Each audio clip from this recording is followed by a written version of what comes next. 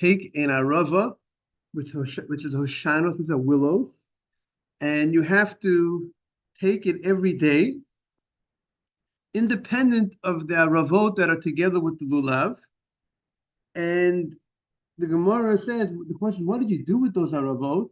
So we're going to see in the Gemara that either you actually encircled the mizbeach, you went around the altar with the arava, and it was the Kohanim that we said, it was the Kohens that went around the altar with the arava, with the Hashanot, the arava, according to this opinion. And after they went around the mizbeach, they went ahead and they stuck it on the side of the mizbeach. They would place these aravot on the side of the mizbeach. So one opinion is they went around the mizbeach with the aravot. There's another opinion is that they went around the mizbeach with the lulav, but like we do by hakafot, we go around with the lulav, but they placed the aravot. The main function of the aravot was not to go around the mizbeach. That's not what they did according to that opinion. Rather, the main function was to place these aravot on the side of the altar, and the way we understand it, should serve as a merit for the community that on Sukkot we are judged on rain, on water, and therefore that will serve doing this mitzvah, just like there's a mitzvah to pour water on the mizbeach, pouring water, doing a mitzvah, pouring water will bring bracha for the water for the year. So taking these aravot that are known as arvei nachal, they go by a brook, and they would go ahead and they would serve as a merit for the community. That would be the mitzvah of the arava. So we have two opinions in the Gemara exactly what was the meat and the potatoes of the mitzvah. What's the meat and the potatoes of the mitzvah? It's just taking the arava, going around the mizbeach with the arava, or really the main mitzvah was placing it on the side of the mizbeach. It's not about taking the arava and going around the mizbeach with that arava. So that's a discussion here in the Gemara. I mean, Rashi interestingly says that they would, according to one opinion, they would take the arava in their hand, they would wave the arava, and then they would go around the mizbeach, and then they would go ahead and place the arava on the side of the mizbeach. The Rambam holds that they actually would hit like we do today. We hit the arava on the ground, right? So that's how they would do. So let's see the Gemara. We are on 43b 3. Eiteve Abaye on the right side. Eiteve Abaye. You have it on the right side, 43b 3, right column. Mr. Cohen, you got it on the right side, Eiteve Abaye?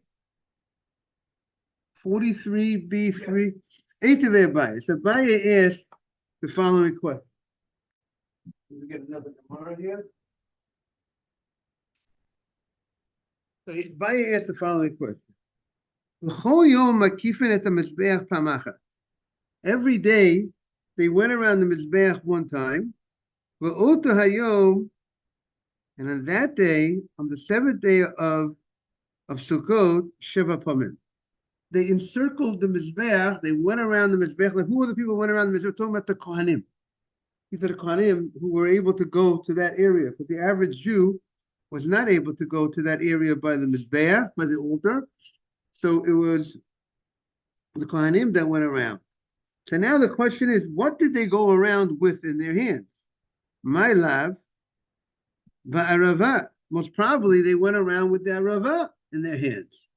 Now the obvious question is, why is the Gemara, you have two choices on the table. They went around the mizbeach, the altar, with the arava in their hand, or they went around the mizbeach with the lulav in their hand, right?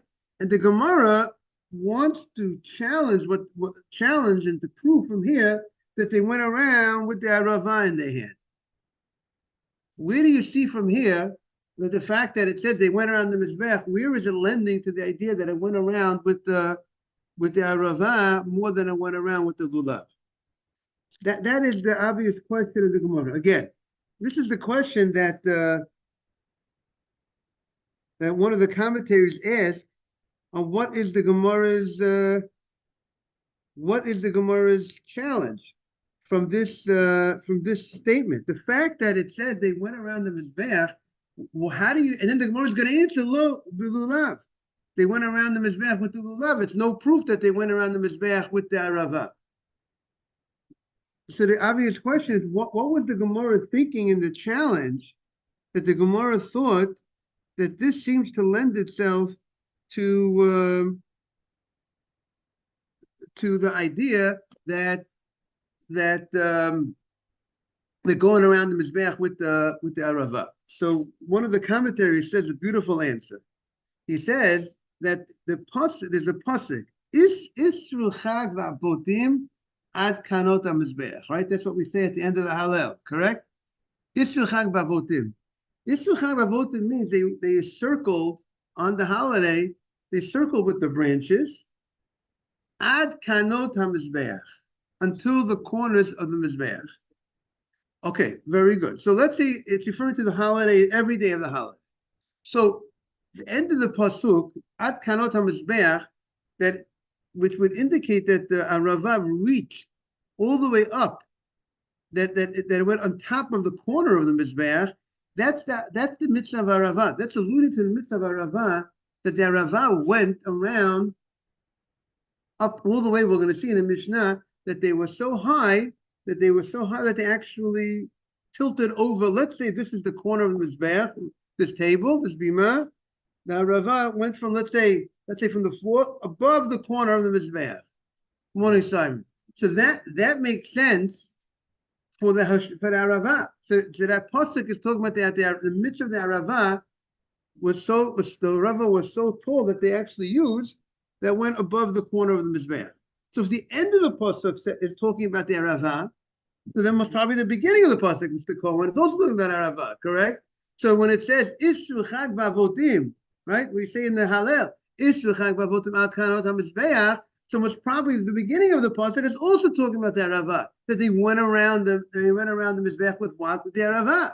The end of the pasuk is talking about the arava. Someone was like at the beginning of the pasuk arava. So therefore, that's why the Gemara was suggesting that it's talking about the arava. But then the Gemara says, no, it could be two different things in the pasuk. The end of the pasuk is talking about the arava being placed on the side of the altar, going above the corner of the mizbeach. But the beginning of the pasuk, Isru chag ba'avotim, could be referring to they went around with the lulav and the etrog, and then after they went around, they circled the kohanim, went around with the lulav and etrog. Then they went ahead and they placed the arava on top of above the corner of this bear. So that's what the Gemara says. So the Gemara says, lo belulav. So the Gemara says, Amar Rav Nachman Amar Bavua ba'arava. Rav Nachman said the name of Baravua that it was actually the arava, that they went around with the arava. So that's a biased challenge. So Amalei, so he responds, Hu Amalach Barava. He says it happens to be that Rabba Rav Nachman and the name of Baravua says it was the Rava. But you know what I hold?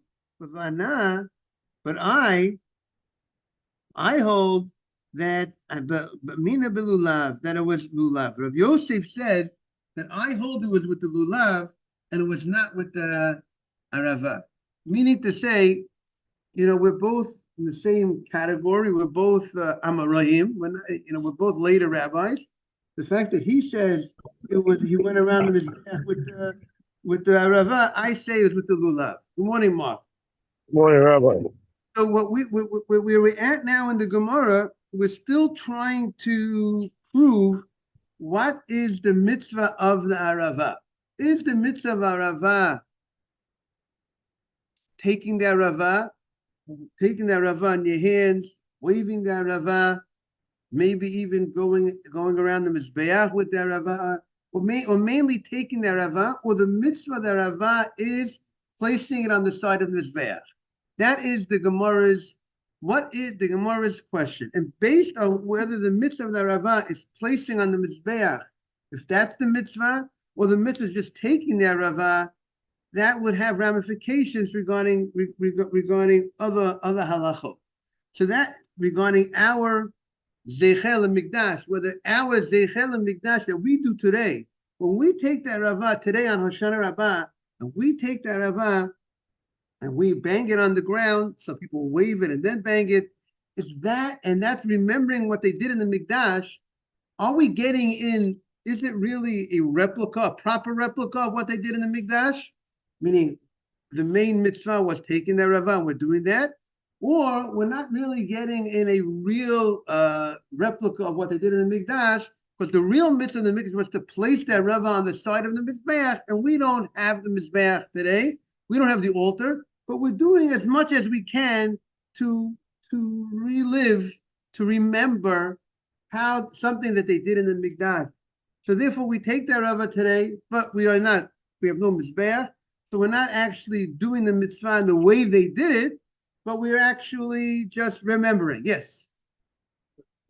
Right. So Ralph asked, what's the significance of hitting that Ravah on the ground? So this seems to be, it's much more of seems to be a more mystical significance. You see, the waving of that Ravah, you could understand the waving of the Ravah. Rashi says they would wave that Ravah. Rashi doesn't say that they hit that Ravah. The Rambam says they hit the Ravah. So Rashi understands, we can understand you wave it, like we said, in all different directions. We wave the lulav in different directions, and that brings blessing from all parts of the world. All the different winds should be positive winds, positive things coming from the heavens. So we can understand that. The banging seems to be a mystical idea.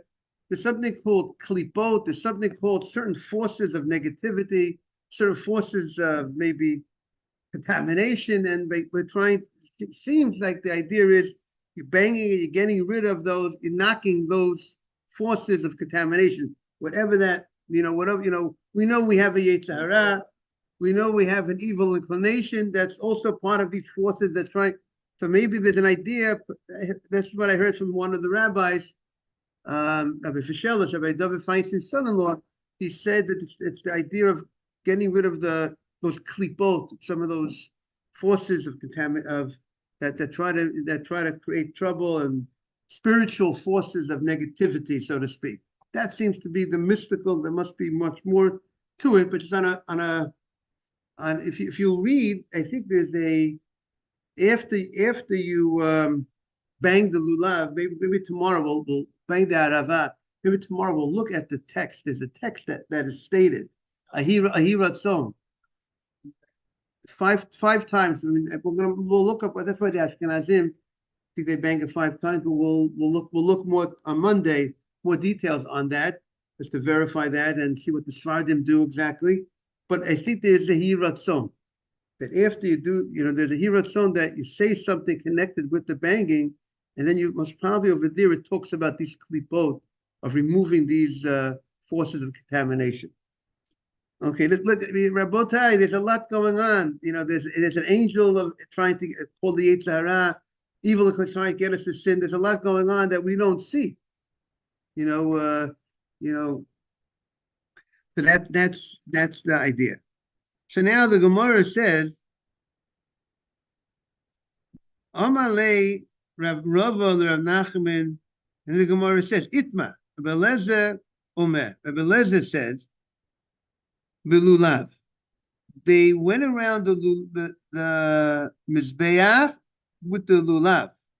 So again, according to that opinion that they circled the Mizbeach with the lulav, so the aravah, the real mitzvah of the aravah is just placing on the side of the Mizbeach.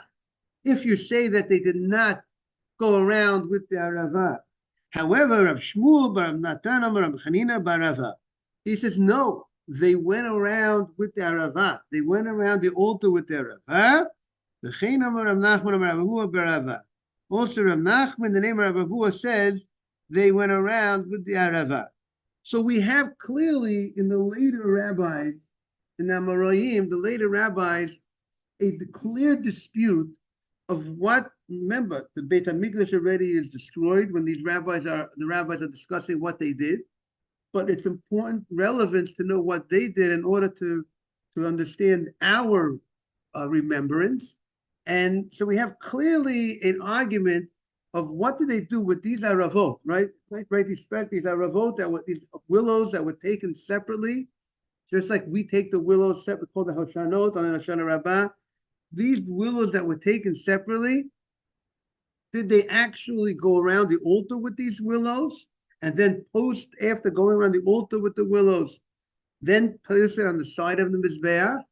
Or were these willows, these aravot, just came into play not after they went around with the lulav and the etrog, then they went ahead and they took the arava.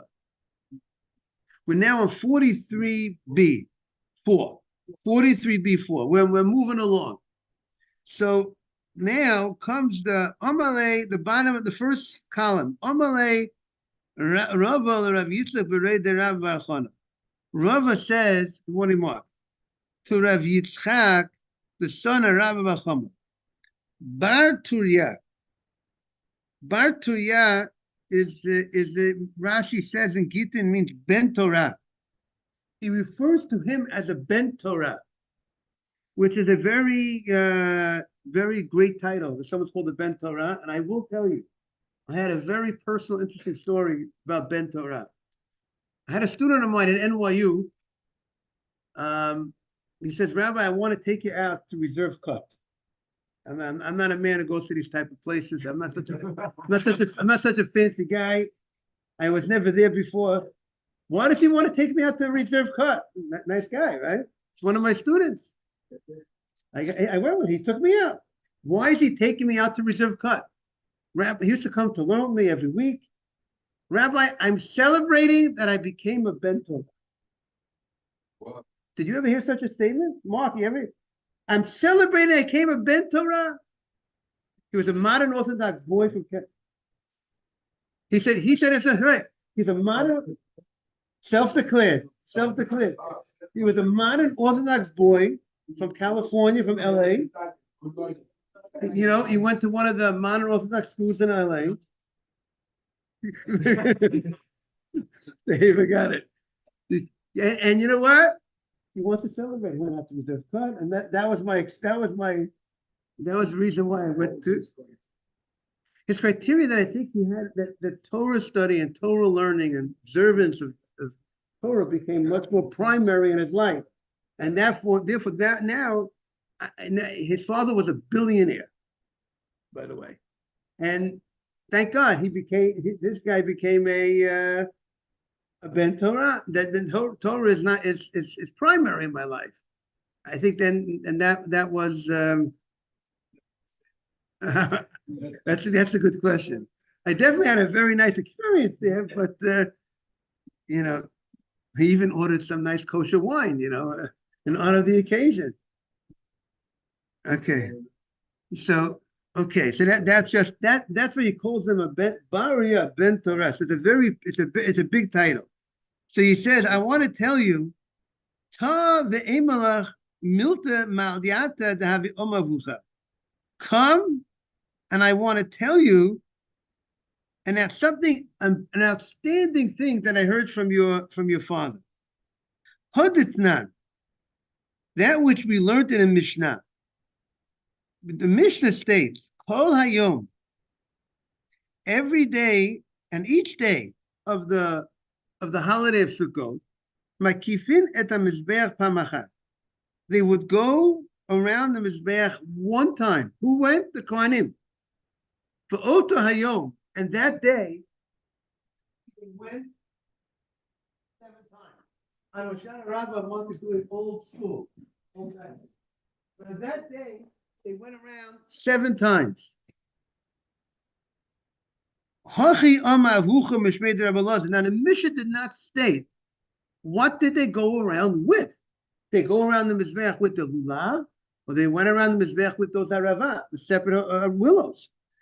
Hachi ama avucha mishmei the Rebbe. Your father, we're now 43b4 on the bottom first column.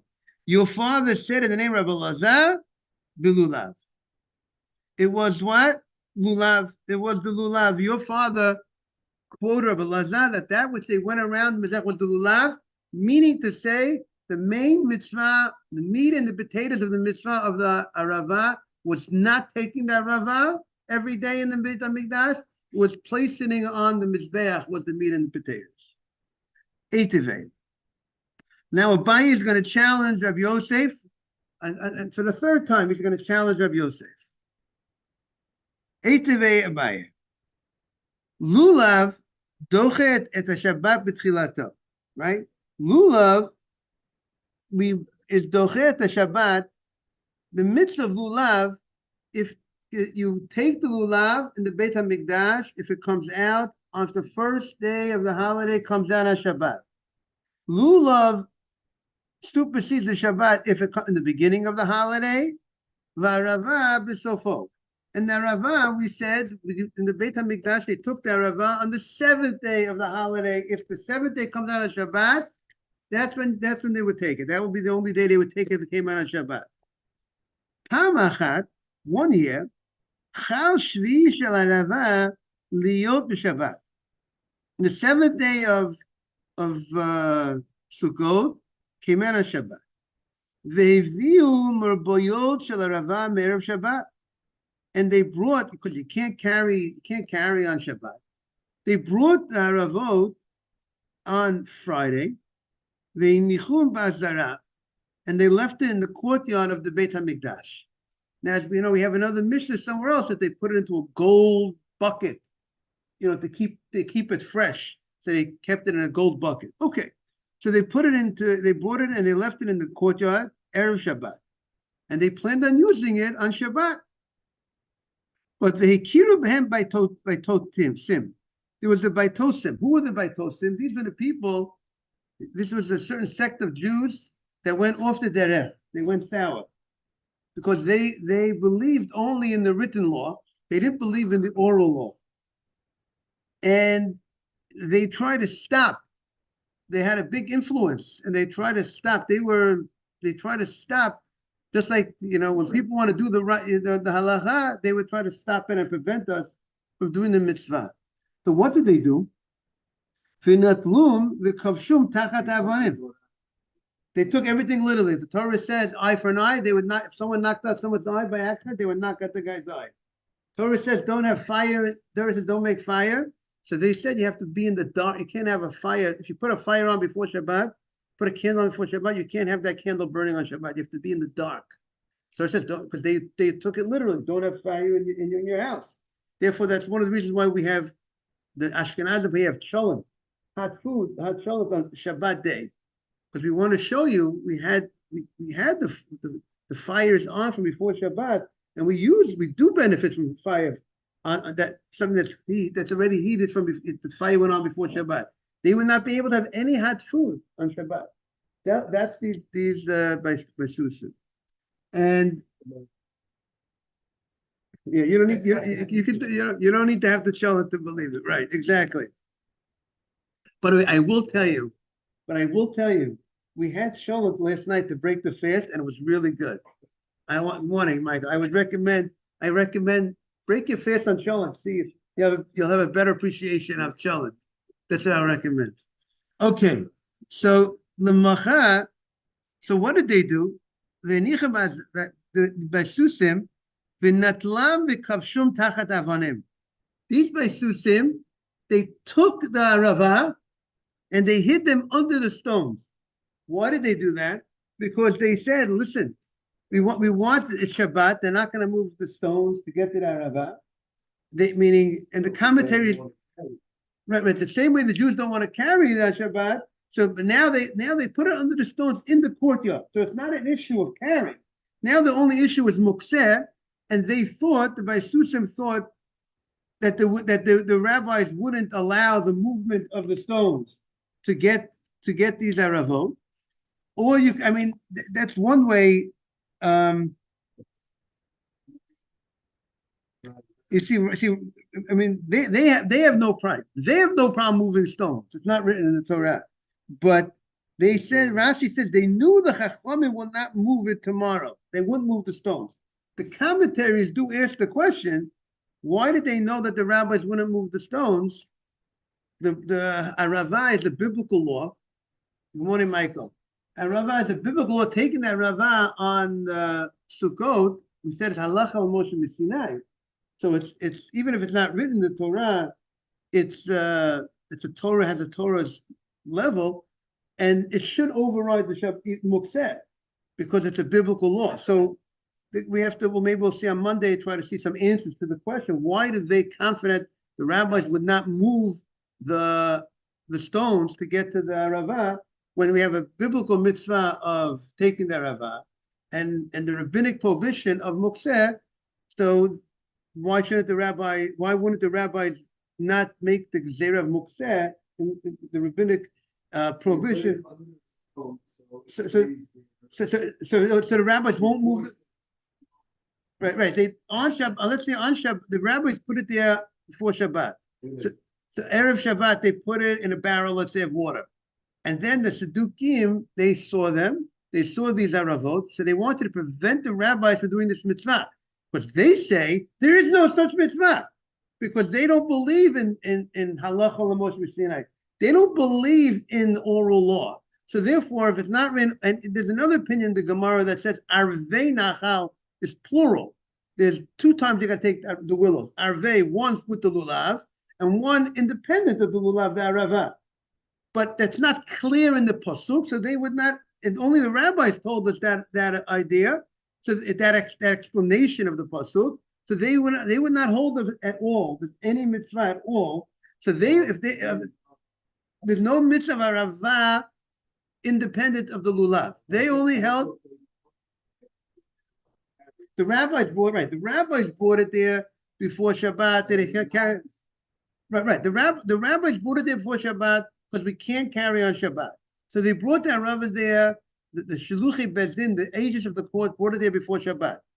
And what they were planning on doing in the morning, they would take it from the barrel of water and do what they need to do with the mitzvah. But the Sadukim want to prevent us from doing the mitzvah. So they took the arava. They put it under the rock.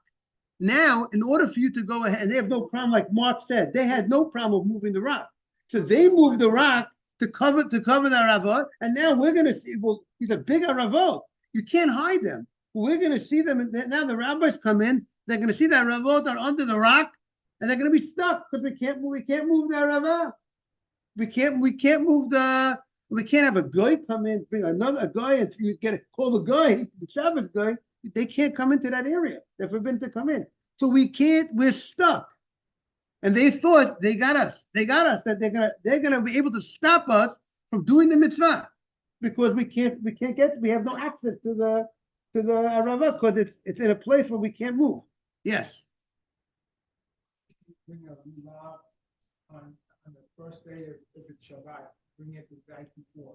Right. So at the time of the Mikdash, that's what they would do. On the first, if the first day of the holiday come out of Shabbat, they brought it on Erev Shabbat. They brought the lulav and they brought it and everyone set it up on the benches by the Harabayit. One emotion. Say it again. No, you can't carry. You can't carry in the street. You can't, exactly. You would bring it before Shabbat. Right. I mean, the Gemara. No. Again, it's the same thing that they would do with their Rav. Again, the same thing they would do with their Rava. But right. So it's a biblical law also, halach Sinai, to do their Rava. But we said. So what did we say, Mark? We said that the rabbis are concerned if I'm going to allow you to go ahead and carry the lulav every day, any time it comes down on Shabbat. The rabbis were concerned that people that might come to carry. They didn't want to rely on every person bringing their lulav before Shabbat, but on Shabbat itself, they might come to walk out with it. They might come to bring it to a rabbi to have a question or something like that. But there's one Shabbat that they held back their fence was if the first day of the holiday came out of Shabbat, the time of the Beit HaMikdash. Since that day is an obligation, both in the Mikdash to take the lulav and outside the Mikdash, so there the rabbis saw that the Torah was very strict about the performance of the mitzvah. They decided to hold back the fence. They decided not to refrain you from taking the lulav the first day it comes on a Shabbat. They didn't want to say, maybe you're going to come to camp. But now, regarding the rocks, the Siddukim, these people, this sect, held that the rabbis would not move the rocks. They would not, the prohibition of mukseh, moving a rock is mukseh, has no purpose on Shabbat. You want to, it's a very high level mukseh. There are certain things that are mukseh, you have a screwdriver on the table. So a screwdriver if you left the screw on the table, there's something called, that's a kli shemalachto l'issa. That's a utensil that's used for prohibited use. It's for construction purposes, but you can move it if you need the place. There's certain mukseh that if you need the place, you can move it. You can move it and put on your plate, your food plate on it. But there's certain mukseh that's a higher level mukseh that even if you need the place, you can't move it. So a stone is like a stone, money, these type of things. By the way, the best thing is if someone left money on the table, certain things, you need the place, just knock it off with your elbow. Don't you move it in a normal fashion. That works generally with any mukseh. Most opinions hold that's called kala chayad. You get rid of mukseh in an unusual way. You kick it with your foot, you move it with your elbow. That's the easy way. I got something on the table I don't want. You pick it up like this. That's the easy way out. But there's certain mukseh you can actually outright move the mukseh. You can actually move the mukseh because if it's a utensil that has use, but it's used in a way that's forbidden use, you could move it if you need the place. That's one of the ways you can move it. The rock is called mukseh machmat gufo, has no use. Meaning it's not a utensil. Now there's sometimes if you can make a rock into a useful thing before Shabbat, maybe you could do something with the rock to make it a utensil. But general rocks that are on the ground, they're just rocks. They're like dirt. So therefore therefore they're heavy, high level mukseh. Therefore you can't, if someone left a rock on the table, I can't move it because I need the space. I would have to actually move it in an unusual way, and most probably to take the rocks. A rock is a very heavy thing, so probably very heavy to move it. To move a rock, let's start kicking the rock. Let's start doing this to the rock. It's not going to do it. It's not going to do the job. So therefore, we have a problem of mukseh. And they thought, okay, they're able to stop us from performing the mitzvah by, it's like some of the things that go on today's day and age. If they don't like the way you want to do it, they don't want to let you do what you. They don't want to let us learn Torah and purity. They want to put their agenda into our teachings when we teach our children in the schools, right? They want to put their liberal agenda. They don't want to let us just do it the way we want to. They want their way. So we have to. So therefore, they wanted to stop us from performing the mitzvah by putting, right, Michael, right, Akiva, they put the aravot under the stones. So now we can't move it on Shabbat, and we're going to be held back from doing the mitzvah. So what happened? There were the Amei Haaretz. There were the Jews that were not educated. They didn't know about mukseh. They didn't know there was a problem. They know most probably you can't make a fire on Shabbat. They know you can't carry on Shabbat. But there's an issue with moving a stone. So they didn't know. So they were there, and they saw what was happening. They saw what happened. So the Gemara says, so what happened? L'mocha, in the morning, hikiru bo Amei Haaretz. The Amei Haaretz, the Jew, the uneducated Jew, who was not fluent in the prohibition, and God bless you, in the prohibition of mukseh, but they were on the side of the rabbis. They did not. It's a beautiful thing that those Amei Haaretz, meaning many of the common folk, did not follow the false ideas of this sect of the Baisutim, and they were with the rabbis, and the rabbis want to do the mitzvah. They know there's a mitzvah of doing the rava on the holiday, so they moved the stone, and we got that rava. Now we got that rava out. They moved the stones, and the Gemara and the Gemara says.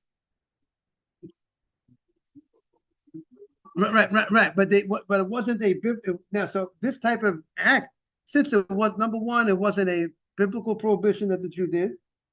The Jews, if someone cooks something on Shabbat, can I bet, there is the halachic, if the guy did it unintentionally, it wasn't that he did it intentionally. Right. Mark is pointing out there's laws. If a Jew does malacha on Shabbat, does work, if he does it intentionally, I can't benefit from it. No. If a Jew did a malacha, knows that I can't do it, and then he went ahead and he did it, I can't benefit from it. These Amaharetz did not know they couldn't move the rock. So this is shogeg. They violated the Shabbat unintentionally on a Rabbanan. So unintentionally on a Rabbanan, you would be able to go ahead and benefit from. So that would be in the Shulchan Aruch. There's a sim in the Shulchan Aruch. We can take that out. It talks about, get it out. If someone did a malacha on Shabbat, what I recall, there's a major discussion in the halacha b'shogeg. There's a machlokas of Meir, I think, of Rabbi Yehuda on this question about something that was done unintentionally. He did not know. If he did not know, hamevashel b'Shabbat, someone cooked, let's say on Shabbat, intentionally. So the Shulchan Aruch says, Jew, he cooked on Shabbat. Everything was kosher. He's never allowed to eat from it. The Shulchan Aruch said that Jew who cooked on Shabbat, he can't eat it after Shabbat. He can't eat it next week. He never can eat it. Other people could eat it after Shabbat. He cooked up cholent has been our food today, day of the food of the day. So you can't go ahead. Nobody can eat it on Shabbat. You can eat it after Shabbat. But if it was done b'shogeg, unintentionally, asabo bayom. So the Shulchan Aruch says, Rabbi Yosef Cairo, if he did it unintentionally, now we're talking about a biblical prohibition. He's not allowed to have it, and other people are also not allowed to have it on that day, and they're allowed to have it at night. So according to including him and all, right? Yes, that is the opinion of the Shulchan Aruch. No. I'm saying that's a biblical prohibition, but moving the stones, they what? It's a rabbinic prohibition. So a rabbinic prohibition and it's for mitzvah. So we have a rabbinic prohibition, unintentional, and we want to use it for a mitzvah. So the rabbis would not forbade such a situation when the thing was done and it's for a mitzvah, to use it for a mitzvah, to benefit, not for personal benefit, for a mitzvah, and unintentional, that there's too many things going on not to allow you to go ahead and use it. You have certain things in your favor. You hear what I'm saying, Mark? Again, I understand, but it's true. Here, the main difference was it was done unintentionally. They didn't know. I mean, you should know that. Okay, but you should know the Chafetz Chaim brings down that the Gemara has this machloket. The Shulchan Aruch holds like Rabbi Yehuda. However, the Vilna Gaon agrees with Tosfot that whole shogeg is permitted. Everybody can even use it for shogeg immediately. And so there is a machloket about this. Okay, I want to wish everyone a beautiful day, beautiful Shabbat. Look forward to seeing everybody on Monday. And by the way, happy Purim to everybody. Everyone should. So tomorrow, what do we carry the Megillah to synagogue? So you have to. You carried the Megillah this afternoon. Right, to bring it today. To bring it today. Great to see you. Yes. Right. Exactly. Same story. Bring it to shul before. Give